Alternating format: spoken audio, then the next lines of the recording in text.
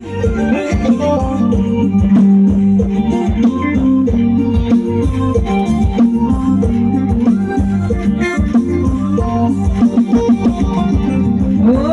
ยนี่คือปลาลงตอนนี้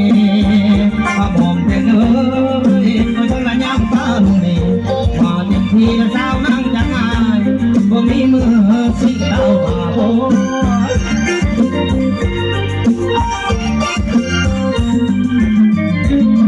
ทำเลยขันลงไปโนทางนาดีปลาบอกแต่เนยให้ไม้นาโนละให้เอาไม้ละโนละเม็ดนาให้เอานาโนละมาทุกว่านาให้อยู่กลางเดิน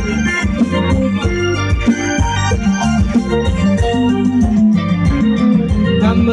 ยขันลงไปละโนทางนาดีปลาบอกแต่เนยให้ไม้นาโนละให้เอาให้ละโนละเม็ดละโนให้เอาบนละโนละเม็ดเมื่อไงให้เอานาโนละน้ำไว้น้อยเพราะเอาน้ำเข้าใส่นาเด้อ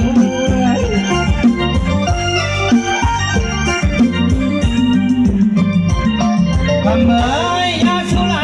ละนอลืมทิมนาถ้ามองแต่เลยทับกระเดาเด้อละต้นละเก่าบาดได้กินละสาละนอละคอยบาดได้สวยละสาละนอแต่เพียยังสิแม่นหาได้อย่าใจกระใส่ลำไม่ดี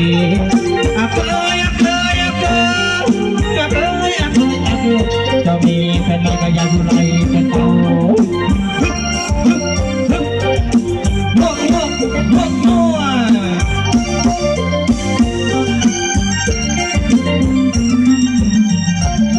ทำเล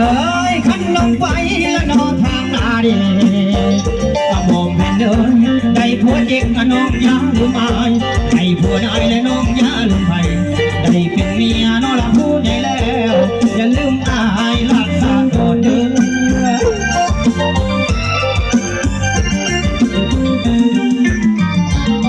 ทำเลยขันลงไปแล้วนอนทางนาดีกระมองแผ่นเดินอย่าลืมคนและน้องละพูดอยู่เดียวไปเที่ยวทางและน้องละพัดไปเกี่ยวอย่าลืมอายผู้ของเผื่อใด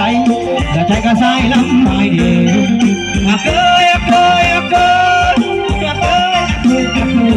เดือน20ละให้เจ้าเมื่อยามนอนเดือน12ละให้เจ้าเมื่อยามบานมันนุ่งกะตะละโลลงมา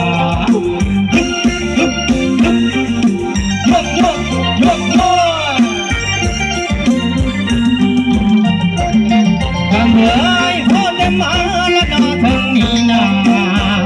ถ้ามองให้ลืมตั้งไว้ทำไรพ่อละออก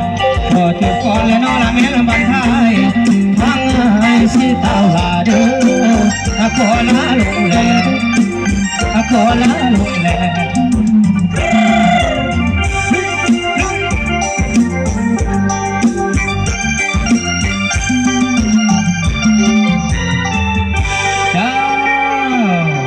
ลงไป2 ซ้อน